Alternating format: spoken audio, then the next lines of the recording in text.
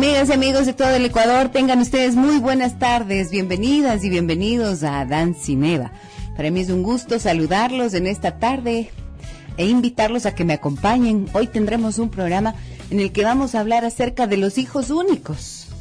Cada vez las parejas tienen menos hijos, pero resulta que muchos de esos se quedan siendo únicos. Y ahí hay algunas cosas de las que vamos a conversar.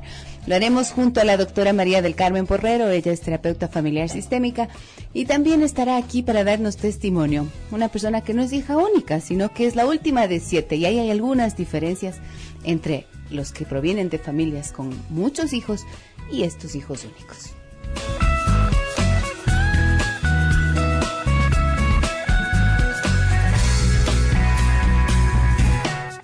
Iniciamos con música de Fito Páez.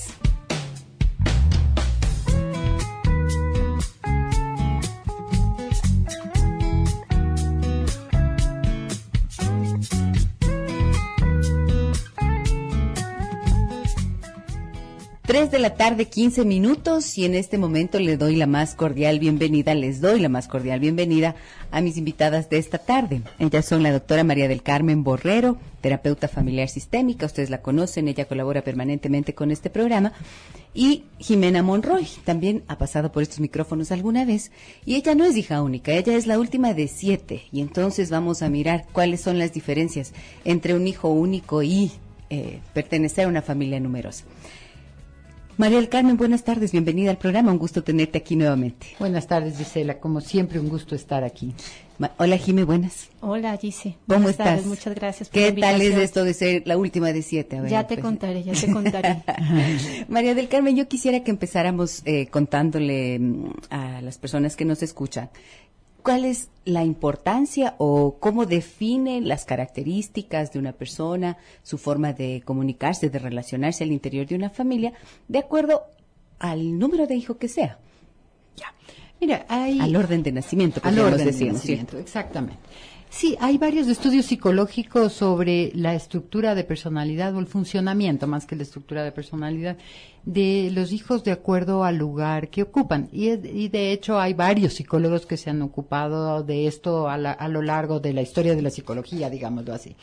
Desde el enfoque sistémico, que es el enfoque desde el que yo trabajo, también se le da una importancia, aunque algo más relativa, ¿no es cierto? O sea, es como, sí, importa mucho el lugar que ocupas en la familia, pero importa el tipo de relación y de vínculo que se hace.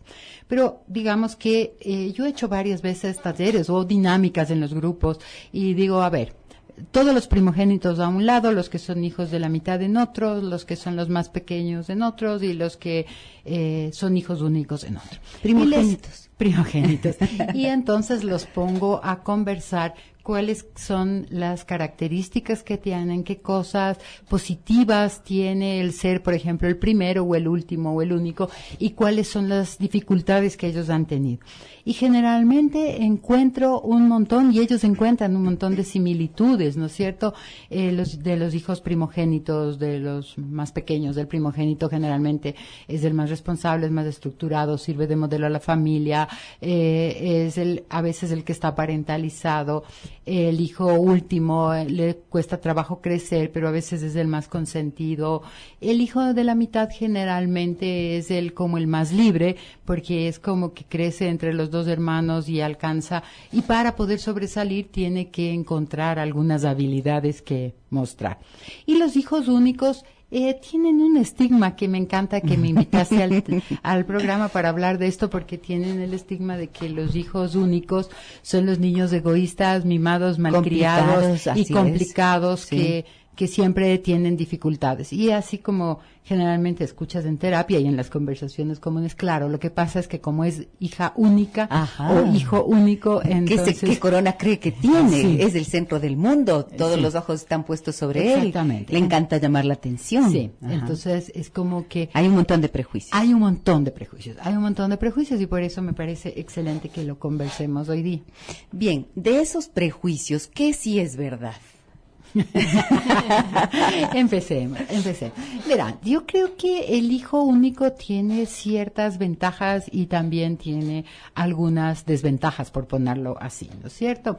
Entre las ventajas que tiene el hijo único es que recibe mucha atención, cariño de sus papás, estimulación. Los hijos únicos generalmente son personas o niños que hablan más temprano, tienen un mejor vocabulario, porque están en contacto permanente con sus padres y con adultos, ¿no es cierto?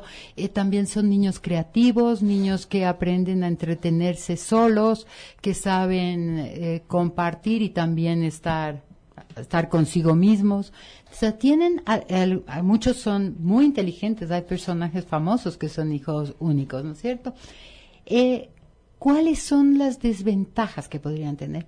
Esto de no tener hermanos en un momento dado que hace que no tengan como esta rivalidad fraterna que ayuda a aprender a compartir y a competir. O sea, el laboratorio no está dentro de casa, o sea, lo tienen que experimentar fuera de casa. Uh-huh. Esto puede ser una desventaja. Pero más allá de esto, yo creo que es la forma de relación que tienen los papás con los hijos únicos lo que hace la diferencia y lo que puede generar o ventajas o desventajas. Se puede decir que un hijo, cuando hay una diferencia importante de edad entre uno y el otro, por ejemplo, yo soy la primera hija de mi papá y de mi mamá. Y luego de 11 años y medio, casi 12, nació mi hermano. ¿Eso puede decir que los dos hemos crecido como hijos únicos? Sí, es como si fueran hijos únicos. ¿Cómo si? Como si fueran hijos únicos. Pero estamos convencidísimos de que somos únicos. Sí, es probable que cada uno ha tenido en su momento toda la atención, ¿no es cierto? Sobre todo el primero. El último, a veces lo que le pasa es que es un hijo que tiene varios papás. Uh-huh. Es un hijo el único, hermano, la hermana en este caso se convierte también en caso. Pero sí, o sea, tienen muchas características de los hijos únicos, ¿no es cierto? Ok. De esto que acaba de explicar María del Carmen Jiménez, ¿qué te suena a ti familiar con respecto a lo que es tener una familia de 7? Cuéntanos, ¿cómo fue para ti ser la última de 7 hermanos? Bueno, creo que lo que decía María del Carmen tiene un laboratorio inmenso dentro de casa, ¿no? Porque te acostumbras a tener que vivir muchas cosas en conjunto, ¿no? O sea, te acostumbras a que tienes que compartir con todos, a que tienes que, en cierta forma, heredar lo de los hermanos, a compartir con los hermanos. Y claro, eso se convierte en una experiencia importante para uno, ¿no? O sea, se convierte en algo importante dentro del crecimiento. Porque no estás sola, sino estás con mucha gente. Bueno, en mi caso somos 7, o sea que el laboratorio era gigante, y además todos seguidos. Entonces sí fue bastante importante para mí en ese sentido. En ese sentido. Ahora, yo pienso en una cosa.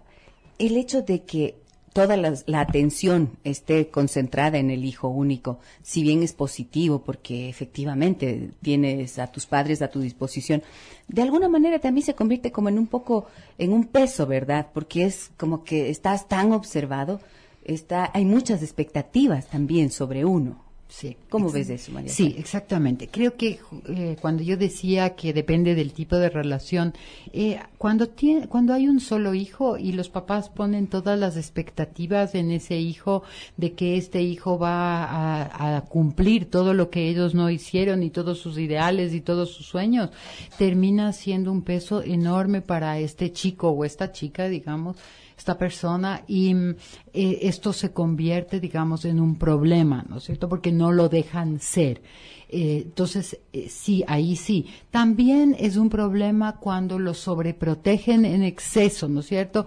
El hijo único que tienes terror de que le pase algo porque es mi único hijo, y entonces hay tal nivel de atención y de cuidado y de prevención que realmente no los dejan crecer. Uh-huh. Esa es otra que puede ser una desventaja del hijo único. El caso inverso, en cambio, es cuando al hijo único se lo trata como un adulto.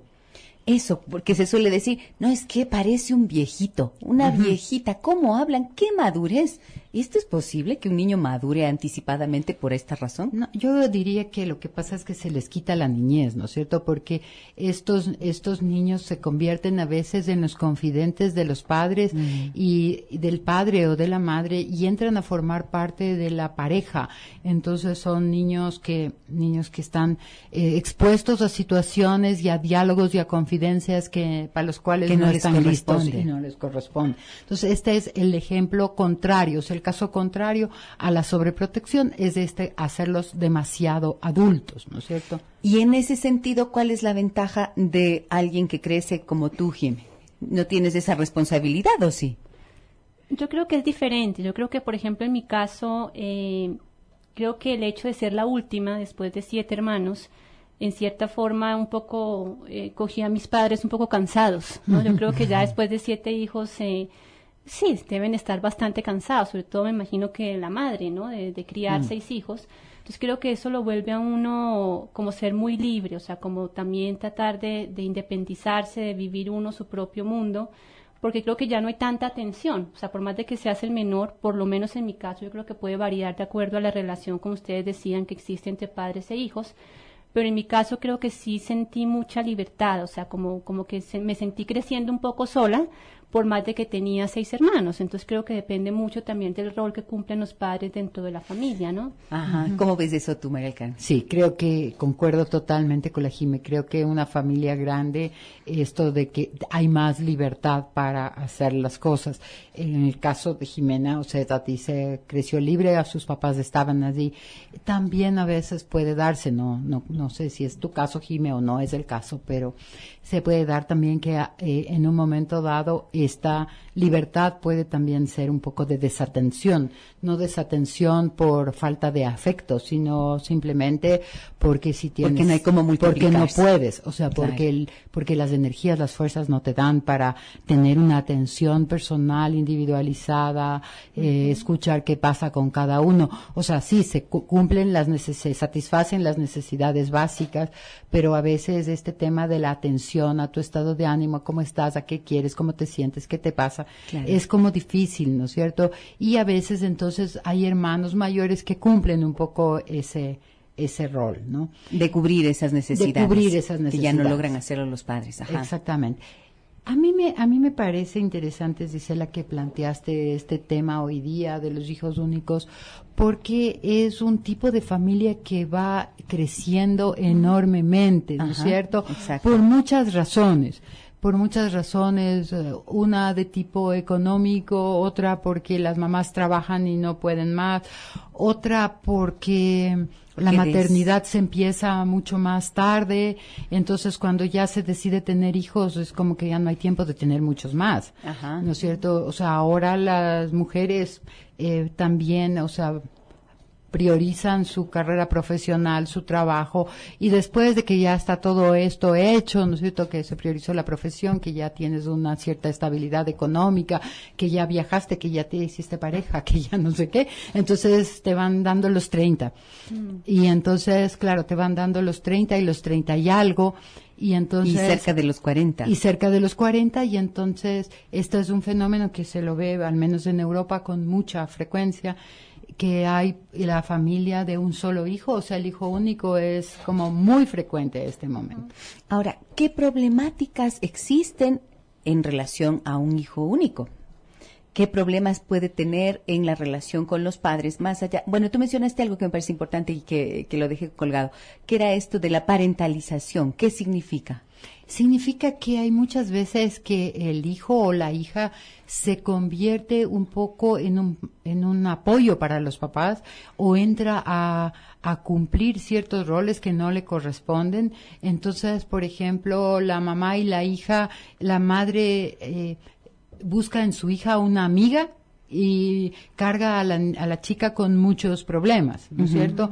Y entonces esto hace que la niñez o la adolescencia no se la permita vivir con las características que tiene que tener. Ahora, hay también hijos únicos, que son hijos únicos de familias monoparentales. Y ahorita hay muchos casos así, ¿no es cierto? Hijo único que queda de único porque los padres se separan. Y entonces queda viviendo con la mamá o con el papá, y estos hijos entonces tienen también unas características especiales diferentes al hijo único de una familia de papá y mamá. Claro. Y esta parentalización, el hecho de que un hijo o una hija se conviertan, digamos, en el paño de lágrimas, ¿no es cierto?, de esa mamá, supongamos que fuera el caso, ¿qué repercusiones puede tener para esta persona? Que le cuesta trabajo luego hacer su propia vida, ¿no es cierto? Primero que es una persona que está cargando un peso en un momento en que no está listo para eso. Y luego cuando crecen, los psicólogos tenemos un nombre y los sistémicos más, el proceso de diferenciación, o sea, de construirte como un individuo y hacer tu propia vida, se vuelve mucho más difícil y más complejo, porque es en términos comunes para que las personas nos entiendan, o sea, cortar el cordón umbilical, que es lo que se dice comúnmente, se hace mucho más difícil porque se sienten responsables de su papá o de su mamá, digamos el caso que fuera, y entonces les cuesta dejar al papá o a la mamá para hacer su propia vida. Porque se sienten aún responsables. Exactamente. Se convierten como en cuidadores de sus papás, ¿no es cierto? Y eso significa que hay una inversión de roles, así es como se convierte. O sea, el rol de la mamá y el papá, que consiste en cuidar del hijo, se ve cambiado, se invierte, porque es el hijo el que asume esa tarea. Porque hay unas sensaciones de culpa. Yo creo que la culpa es un eje transversal muy fuerte en este tipo de familias, ¿no es cierto? Hay familias donde deciden tener un solo hijo y no hay ningún problema y esta es una decisión. Pero hay otras familias que se sienten culpables de no haberle dado un hermano y entonces se sienten constantemente mal y tratan de compensar esto dándole todos los gustos posibles. Una de las características complicadas de los hijos únicos es que generalmente tienen baja tolerancia a la frustración. ¿Y por qué?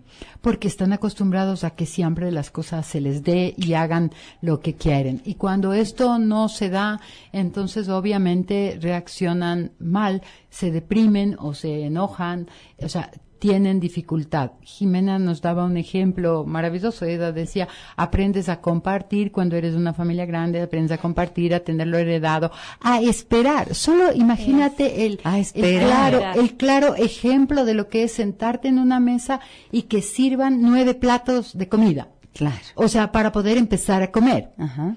Que es muy es un trabajo importante de paciencia, de cultivar la paciencia. Ahí sí es como que tienes que postergar las ganas que tienen de cosas, o sea, si quieres tener algo, muy seguramente no va a ser tan fácil porque hay hermanos cercanos que muy seguramente también tienen que complacer sus necesidades, sus deseos, y no siempre la respuesta es inmediata, entonces como que te acostumbras a tener que postergar ese deseo de tener ciertas cosas. Postergar la satisfacción del deseo, lo cual es un ejercicio complicadísimo. Es complicado. Exactamente. Y para los hijos únicos esto no se da. No se da. El niño dice, quiero esto y tenga. Y tiene, ¿no es cierto? Y antes había así como una estigmatización muy fuerte del hijo único, donde todos se llamaban los pequeños emperadores, ¿no? Ajá. Pero creo que ahora, como es más frecuente y como las madres tienen sus propias vidas, los padres siempre han tenido, pero las madres ahora tienen también vida. Entonces, estos pequeños emperadores han aprendido a esperar también un poquito, pero generalmente una de las dificultades es la poca tolerancia a la frustración. Me tengo que ir a una pausa comercial. Amigas y amigos, volvemos enseguida. Si ustedes son hijos únicos y quieren contarnos cómo ha sido para ustedes su experiencia, o si son padres y tienen hijos únicos y tienen alguna inquietud, pueden llamarnos al 243-9231 o escribirnos sus mensajes de texto al 9098. También pueden comentar en Facebook, en Giselle Echeverría Castro. Volvemos enseguida.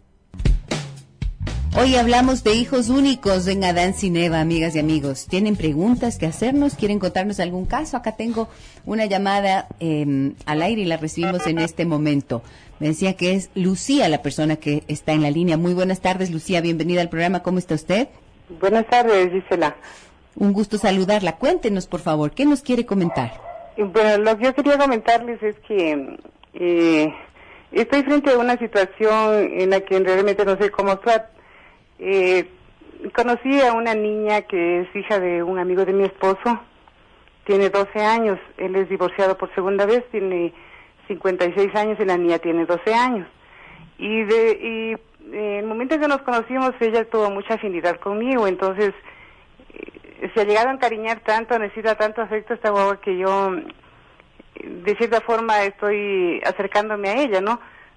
No sé cómo actuar porque, en primer lugar, el papá es, por algunas situaciones, la forma de expresarse es misógino, yo creo, porque a las mujeres no nos quiere. Ujú.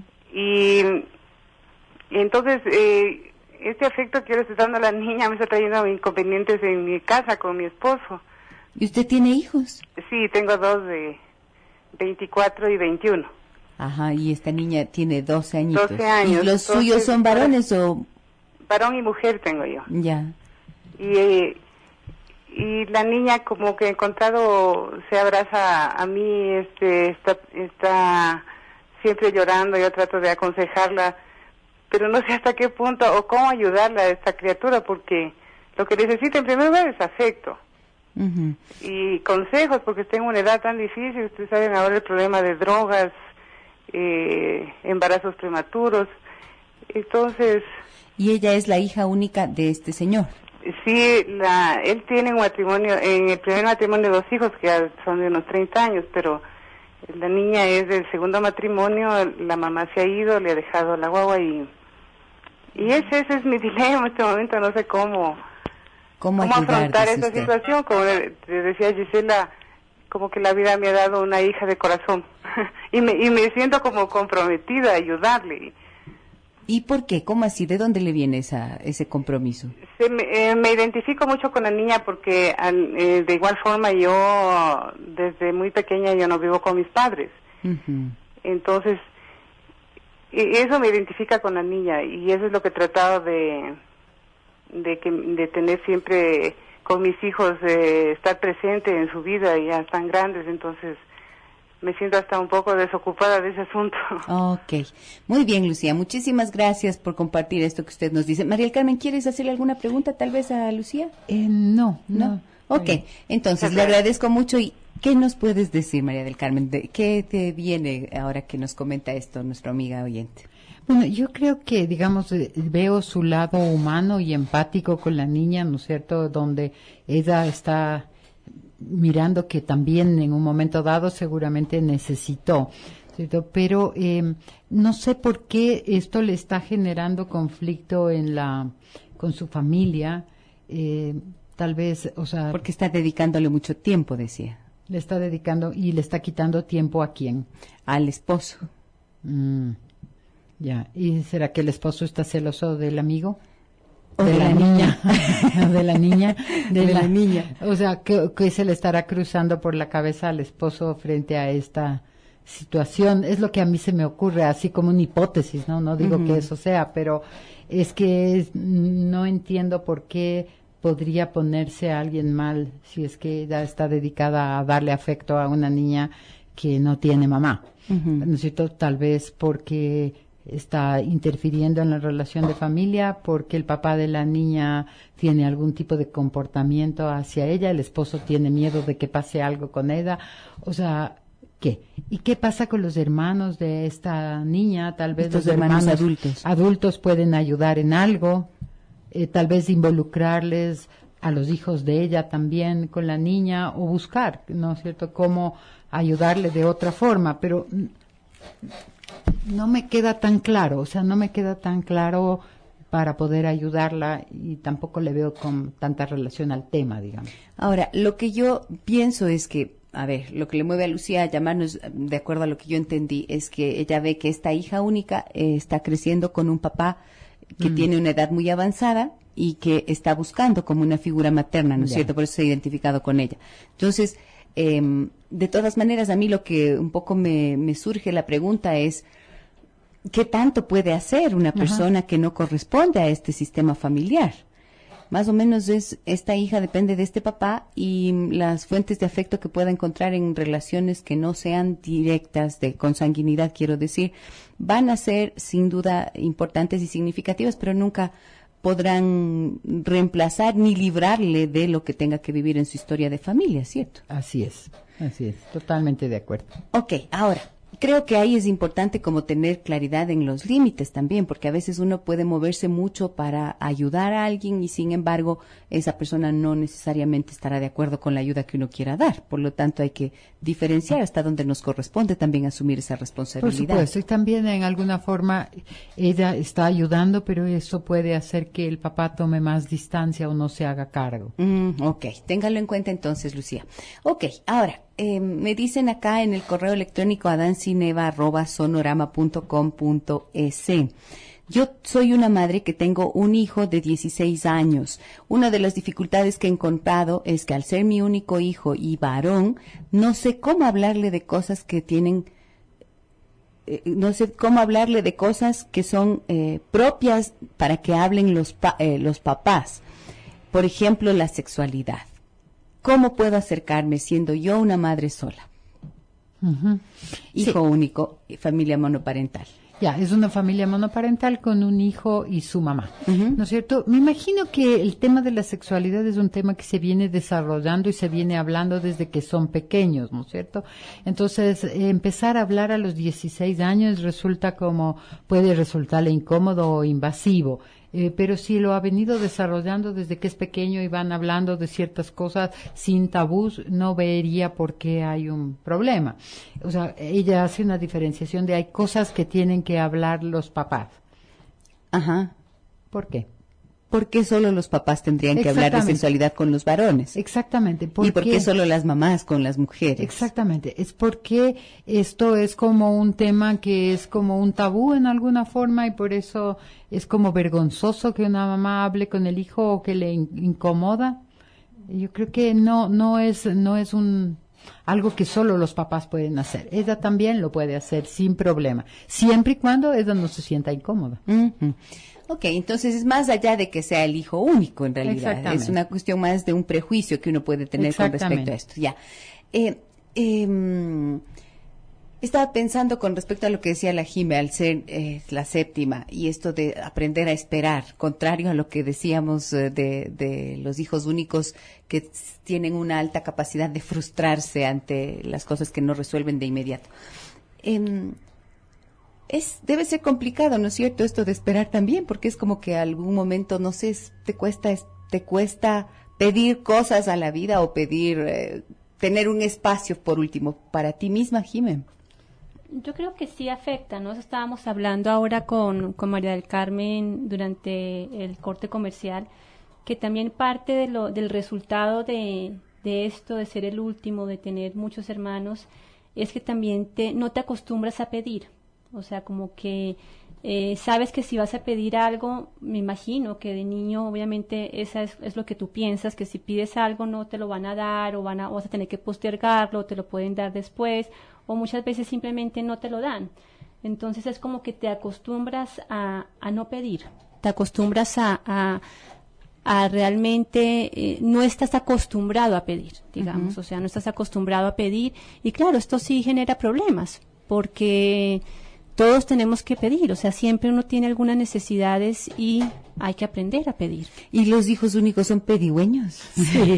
Sí, los hijos únicos sí se sienten con todo el derecho a pedir y algunos a exigir, ¿no es cierto? Ajá. Exigir. Ahora, los dos extremos son negativos. Los dos extremos son negativos. Lo que se ha visto mucho en las investigaciones es que los hijos únicos, cuando logran relacionarse, digamos, cuando tienen un buen entrenamiento en relacionarse con otros niños, porque ellos no tienen hermanos, entonces necesitan juntarse con otros niños. Los papás de hijos únicos tienen que propender a mandar a los niños a la guardería, en la escuela, a actividades extracurriculares, invitar niñitos a la casa, a que los niños vayan a jugar, o sea, para que los hijos aprendan a relacionarse y en alguna forma compensen la falta de hermanos con amigos, ¿no es cierto? Los niños que son hijos únicos muchas veces cuando lo tienen bien llevado esto, son buenos líderes, son excelentes líderes. Y la ventaja también es esto de que decías al principio, ¿no? El manejo de la soledad. Sí. El hijo único está acostumbrado a tener sus diálogos con sus amigos imaginarios. Y ser muy creativo, Y luego con sus parejas imaginarias. También. No, pero los hijos únicos fantasean mucho, son muy creativos porque están acostumbrados a entretenerse solos, ¿no es cierto? Y a tener actividades solos. Entonces son bastante creativos. Ahora, creo que es importante entender que no podemos decir, a ver, porque es único va a tener estas características. Claro. Sí. No. Porque depende de muchas hay otras muchas cosas. variables, ¿no es cierto? Sí. Ser hijo único de papás mayores es diferente que ser hijo único de una mamá que metió la pata a los 16 años. No es lo mismo ser hijo único de una pareja que quiso tener más hijos y después no los pudo tener o perdió algunos.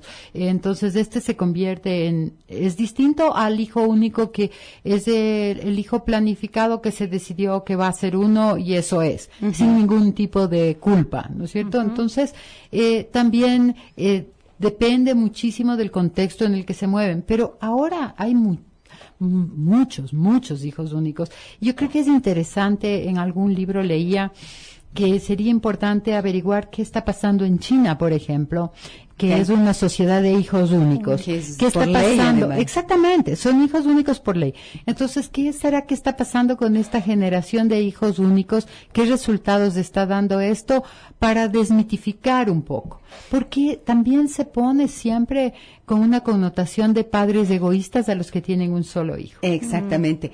Y allá en China, bueno, porque tienes una limitación que está dada desde la ley, pero aquí es mucho más frecuente escuchar qué egoísta que es, no le da un hermanito, no le da una hermanita, pero ¿cómo? Y eso le afecta al niño. En realidad hay una etapa de la vida, ¿no es cierto?, que el niño dice, quiero un hermanito, empieza a pedir un hermanito. Sí, los niños piden porque tienen la necesidad, pero la necesidad yo no sé si es una necesidad psicológica, fisiológica o es una necesidad cultural, porque hay otros niños que tienen hermanitos. Yo no sé si los chinos piden hermanos o no. No tienen chance. No sé, es que cuando no tienes la expectativa, no hay la necesidad. Exacto, claro que sí. Ahora, ¿qué cosas los padres deberían tener en cuenta, además de lo que ya has mencionado, como para educar adecuadamente a un hijo único, para que no se convierta en ese pequeño emperador del que se hablaba antes, sobre alrededor de quien gira todo el universo y luego le cuesta, por ejemplo, aceptar la frustración o respetar también los límites de otros, y para que no sea esto un sufrimiento también a la hora de enfrentar la relación con los demás. Sí, yo creo que el trato al hijo único debería ser el mismo trato que el que tienes si tienes 3 hijos o 4 o 2, ¿no es cierto? O sea, igual necesitan tener reglas, igual necesitan tener límites, igual necesitan tener cuidado, atención, cariño, pero al mismo tiempo independencia, libertad, dejarlos ser, respetar sus deseos, o sea, los mismos, exacta forma de educación que tendrías que si es que fuera una familia de más hijos. Entonces, evitar la sobreprotección, evitar convertirlos en adultos, evitar darles gusto en absolutamente todo lo que quieren, ayudarles a socializar y compartir con otros niños para que ellos puedan, digamos, reemplazar sus hermanos por amigos, darles responsabilidades de acuerdo a su edad, ayudarles a aprender a manejarse con frustraciones pequeñas, obviamente, ¿no? En el 90-98 me dicen, doctoras, mi hija de 5 años es muy comunicativa, se relaciona con facilidad, es generosa y creativa, pero se enoja con facilidad y es muy sensible, llora. ¿Esto será porque es única? Puede ser que sí, porque es única, pero que los niños lloren no es raro, ¿no es cierto? Y que sean sensibles tampoco. Y que se frustren con facilidad a esa edad tampoco. Tampoco. No, probablemente no es porque es hija única, sino porque es una niña de 5 años. Me dicen acá también en el 9098, pues yo soy hijo único de mi mamá y vivo bien, solo, sin enamorada. Del trabajo, tengo 24 años. Saludos desde Cuenca, gracias a las personas que nos escuchan en tu tierra, doctora. Sí, qué lindo, que me encanta cómo la gente de Cuenca siempre está atenta al programa. Así es. Bueno, muchísimas gracias. Gracias, Jime, por darnos tu testimonio de ser la última de 7. A ti, Gise, por la invitación. Pero única en el mundo, tiene que ver. Sí. Y gracias, María del Carmen, por acompañarnos y por tu contribución al programa. Muchas gracias, Gisela, por invitarme. Y a ustedes, amigas y amigos, muchísimas gracias por estar pendientes del programa, por escucharnos a través de esta señal. También en www.sonorama.com.es, a quienes nos escuchan en la distancia. Y les invito a que, si quieren volver a escuchar este programa, ingresen a www.giselaecheverria.com. Déjennos sus mensajes en Facebook, Gisela Echeverría Castro, o escríbanos a adancineva@sonorama.com.es. Un abrazo muy grande a quienes permanecen también en el silencio. Una buena tarde. Mañana los espero a partir de las 15:05. Soy Gisela Echeverría. Hasta mañana. Gisela Echeverría. Hasta mañana. Gisela Echeverría. Hasta mañana. Gisela Echeverría. Hasta mañana. Gisela Echeverría.